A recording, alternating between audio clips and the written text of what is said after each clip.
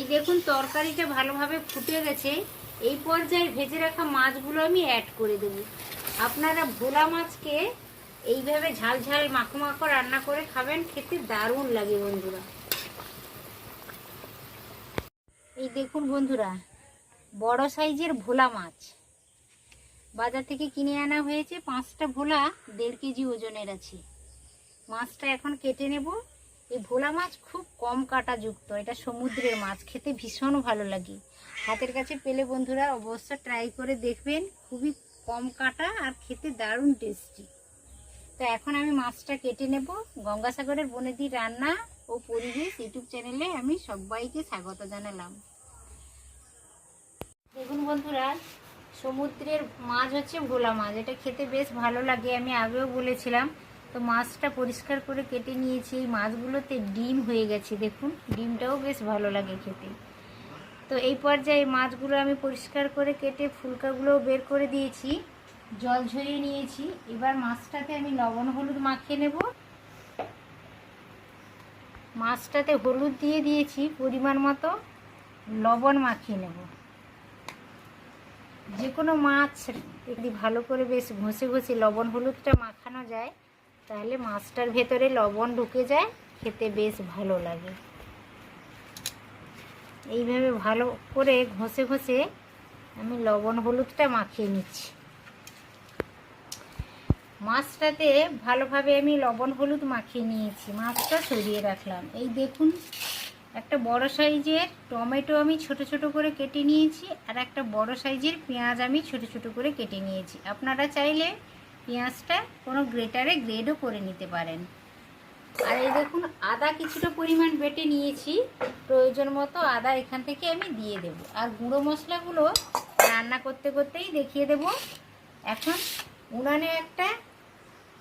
Gas ওভেনে একটা কড়াই বসিয়ে দিয়েছি, গ্যাসটাও অন করেছি, কড়াইটা এখন গরম হচ্ছে। চলুন এবার রান্নার মূল পর্বে চলে যাই।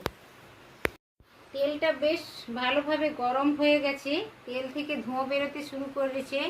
এর দ্বারা বোঝা যাচ্ছে যে তেলটা ভালোভাবে গরম হয়ে গেছে। এবার অল্প অল্প করে মাছগুলো আমি ভেজে নেব। কখনোই একসাথে বেশি মাছ কড়াইতে তুলে দিতে নেই, ভাজতে নেই, তাহলে ভাজাটা ভালোভাবে হয় না। নাড়াচাড়ার অসুবিধা হলে মাছ অনেক সময় ভেঙেও যায়। তো অল্প অল্প করে মাছগুলো সব ভেজে নেব।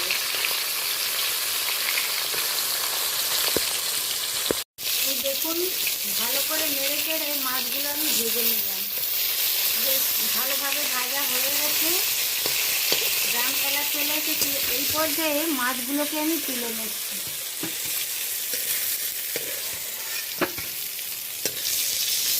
এইভাবে সেমভাবে আমি সব মাছগুলো ভেজে নেব। এই দেখুন, হালকা লালচে করে সব মাছগুলো আমার ভাজা হয়ে গেছে।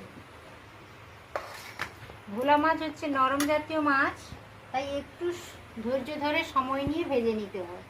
মাছ ভাজার পরে কড়াইতে কিছুটা পরিমাণ তেল ছিল, আর অল্প তেল আমি যোগ করলাম। এবার মশলাটা রেডি করব। তেলটা বেশ গরম হয়ে গেছে, কেটে রাখা পেঁয়াজ আর টমেটোটা তুলে দিলাম।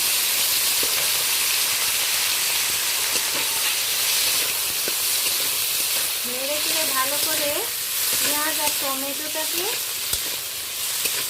নরম করে নেব। বেশ 2-3 মিনিট ধরে এইভাবে নেড়ে চেড়ে নেব। লবণ দিয়ে দিলাম। লবণ দিলে কি হবে, তাড়াতাড়ি পেঁয়াজ আর টমেটোটা বেশ নরম হয়ে যাবে। এই জন্য এই পর্যায়ে আমি লবণটা দিয়ে দিলাম। বেশ কয়েক মিনিট ধরে পেঁয়াজ টমেটোটা নাড়াচাড়া করার ফলে বেশ নরম হয়ে গেছে। এই দেখুন, টমেটোটা তো গলেই যাচ্ছে, আর পেঁয়াজটাও হালকা লালচে হয়ে গেছে, কাঁচা ভাবটা চলে গেছে। এই পর্যায়ে আমি আদা বাটাটা অ্যাড করব। এই দেখুন, আধা চামচ মতো আমি আদা বাটা দিয়ে দিলাম। তো আদা বাটাটা আরও 2-4 সেকেন্ড ধরে ভালো করে আমি নেড়ে চেড়ে নেব। টমেটো, পেঁয়াজ, আদা বাটা বেশ গলে গেছে, সুন্দরভাবে কষানো হয়ে গেছে। এই পর্যায়ে আমি কিছু গুঁড়ো মশলা অ্যাড করব। তার আগে অল্প 1 চামচ মতো আমি গরম জল দিয়ে দিলাম। গুঁড়ো মশলাগুলো দেবো তলাতে যাতে না ধরে যায়, ওই জন্য অল্প জল ব্যবহার করলাম। হলুদ গুঁড়ো দিয়ে দিলাম আধা চামচেরও কম। ঝালের জন্য লঙ্কা গুঁড়ো দিলাম কাছাকাছি 1 চামচ। এটা যেহেতু সমুদ্রের মাছ, একটু ঝাল ঝাল হলে বেশ খেতে ভালো লাগে, তো আপনারা বুঝেই ঝালটা ব্যবহার করবেন। ধনে গুঁড়ো দিয়ে দিলাম আধা চামচ, জিরে গুঁড়ো দিলাম আধা চামচ। এই সমস্ত গুঁড়ো মশলাগুলো ভালোভাবে আমি কষিয়ে নেব, তেল ছাড়া পর্যন্ত অপেক্ষা করব।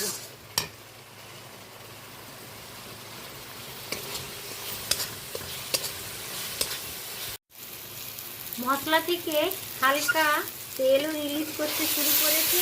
এর দ্বারা বোঝা যাচ্ছে যে মশলাটা একেবারে রেডি হয়ে গেছে। এবার আমি বেশ উষ্ণ জল গরম করে রেখেছি, জলটা অ্যাড করবো। তরকারিতে বন্ধুরা অবশ্য জল গরম ব্যবহার করবেন, তাতে করে তরকারির স্বাদটা অনেকটাই ভালো আসে।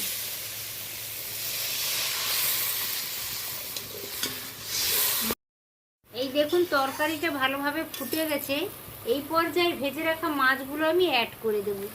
আপনারা ভোলা মাছকে এইভাবে ঝাল ঝাল মাখো মাখো রান্না করে খাবেন, খেতে দারুণ লাগে বন্ধুরা। এই দেখুন বন্ধুরা, ভোলা মাছের মাখো মাখো ঝালটা আমার একেবারে রেডি হয়ে গেছে। এই পর্যায়ে আমি নামিয়ে নিচ্ছি, গ্যাসটা অফ করলাম।